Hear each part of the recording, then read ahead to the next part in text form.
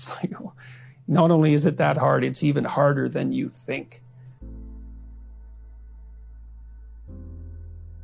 So you're going to be tested, that's for sure. And if you have a sustaining meaning, then well, Nietzsche said himself, he who has a why can bear any how. Why would you look in the darkest places? Because in the darkest places you can find what still shines. If it can shine in the darkest places, then you know it's a real light. And so you look at the things you don't want to look at. You have to look at the things you don't want to look at. Well, why do meaningful things?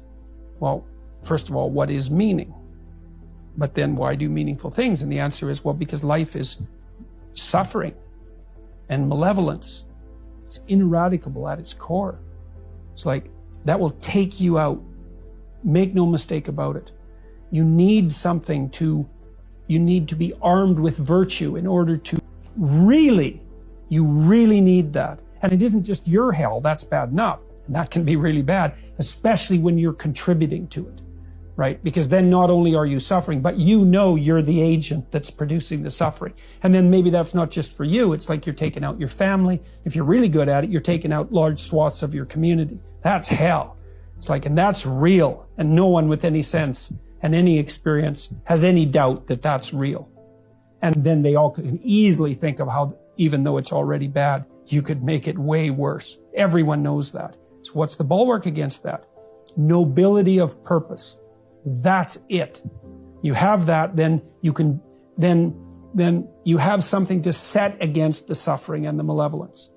And it isn't optional. That's not optional. You cannot live without it. Not without meaning is not optional, right? Well, that's why it's such a deep instinct. Right. It's an instinct, meaning. It's the instinct of life. My life is meaningless. It's the spirit has gone out of you.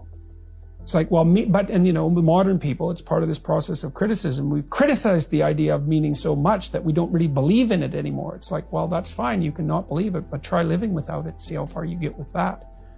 You need a reason to get out of bed on a terrible day. Okay, what's that reason going to be? Well, let's think it through.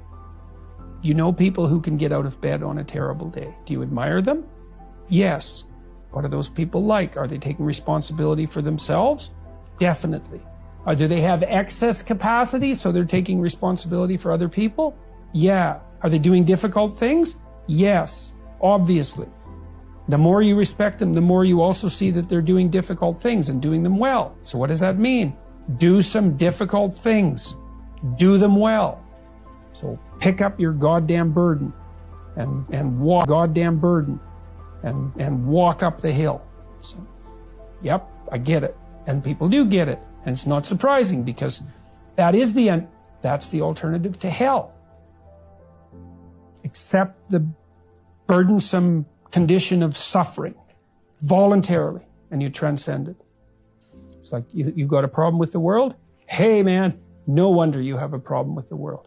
Like the world is a pretty rough place and it could use some work. It's like, have you done all your work?